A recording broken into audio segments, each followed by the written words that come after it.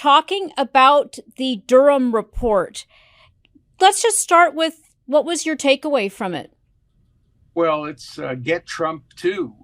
Everything I said in Get Trump, that there's a double standard, that there are efforts by good people to do bad things in order to prevent what they believe is an even worse harm to the country, namely the election of Donald Trump as president, is distorting the Constitution. It was the thesis of my book, Get Trump, and it's the central thesis of the Durham Report.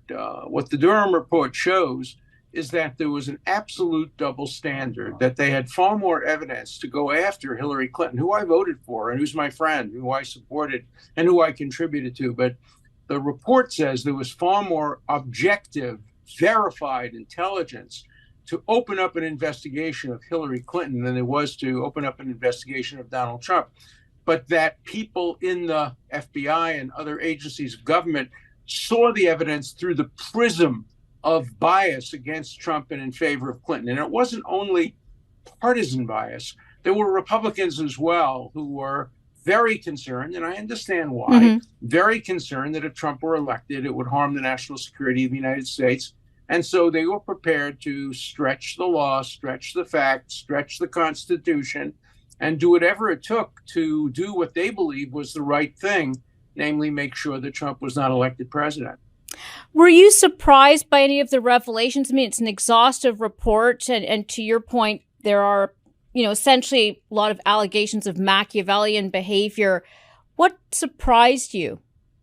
Well, what surprised me is the volume. I knew about some of these incidents, obviously. I knew about Peter Strzok. I knew about McKay and some of the other things. But the cumulative effects of how determined some agents, good people, some of them I know some of the people who signed that letter from former intelligence officials.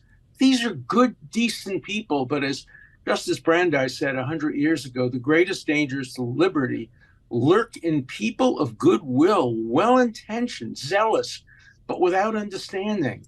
And these folks don't understand or refuse to understand how dangerous what they did is. It was H.L. Mencken who once said that if you really want to fight for liberty, you have to defend some of the worst people who people hate, because they go after them first. They think it's justified. And then these precedents lie around like a loaded weapon, capable of being used by tyrants who are not well-intentioned, who are malicious. And that's why we have to stop these precedents from being established. And the Durham Report is a good first step. Now, already it's being criticized by some on the left who say, well, what do you expect? It was written by Durham. He was appointed by Barr, who was a member of the Trump administration. Well, everybody praised Durham when he was first appointed. He had many, many years of experience, a reputation as a completely nonpartisan prosecutor. But now that the results of the report have been made public, the same people who would have been praising him had he come to the opposite conclusion are criticizing him. It's part of the hypocrisy of the double standard that we live in today.